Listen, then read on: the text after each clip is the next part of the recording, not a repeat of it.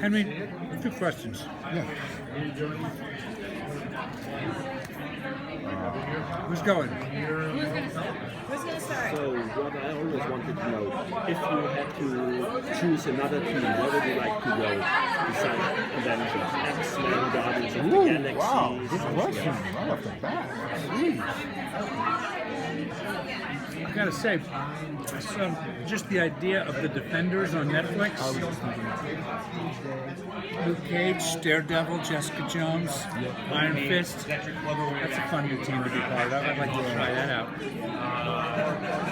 Or the Golden State Warriors. That could probably be fun. I think, either one of those teams. I was thinking Defenders as well. Or, you know what, though? I know it's Inhumans. I mean, they're a family, but part of that royal family, that'd be kind of cool. A superpower. Just as long as I didn't look like a dog. So, Coulson's not director anymore, apparently. What? Coulson's not the director anymore, apparently. Well, that's what they're telling me too. That's what we got from that finale. Yeah, I think so too. What can we expect? They haven't told me much yet. What's clear is that his first name once again is just Agent, and he's back in the field. And I don't think he hates that. He was honored to be chosen to be head of S.H.I.E.L.D. for a while and to rebuild it from nothing. Maybe someday someone will give him the credit he deserves for achieving that task. But in his heart, I think he's a field agent, and being a field agent secretly depends on how good your partner is. And I think at the moment he might have a really good partner. Maybe the best ever. Maybe the best. Oh, I haven't seen that script yet. Is it? I thought it was you and me. Oh, wow. Okay, here we go. This guy. Okay. Will the dynamics between the members be different now that you did lose your power? Yeah, they don't have to do what I say, but they would be wise to do so anyway. Uh-oh. Although I noticed Max seems to have no problems ignoring anything I suggest. Could you talk a little about how the dynamic between Coulson and Daisy will change next season from what we saw? I mean, I can make some stuff up. All I know is that she's got this whole emo look, and it seems to symbolize her rebellious behavior vanishing. I think Coulson understands it. Like a lot of goth people, she's particularly hard on herself, and she's really blaming herself for some of the stuff that happened, and she's ended up with a somewhat nihilistic worldview, and it'll be interesting to see if we're able to bring her back onto the fold, into the fold. I have a question for Henry.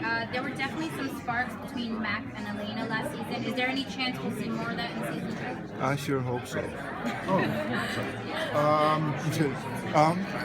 It seems like they're going towards the direction of something going down. There's a connection there, isn't there? Yeah. Good chemistry, huh? Yeah. Now that Hydra is seemingly gone and S.H.I.E.L.D. is working with the National Guard, are they regaining some of their legitimacy, and is that because of the new director? Not to say that Coulson was a bad director. Can you pick up a mic and drop it, please? That's a very good question.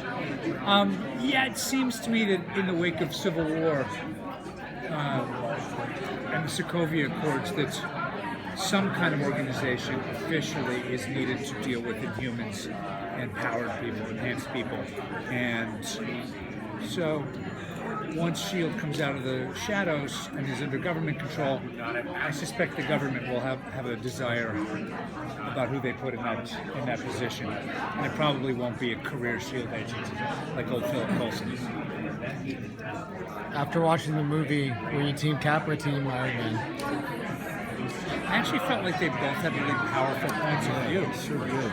But I don't know, I think that Coulson's point of view, after all he's been through, leads him to be a little bit suspicious of the idea of registration because somebody's keeping a list. I think he'd lean toward Team Cap, and not just because Cap's so dreamy. I do. I think Mac will go the other way. I think so too. Yeah, I think he's suspicious of people with power. Or Anyway. blood or anything. Yeah.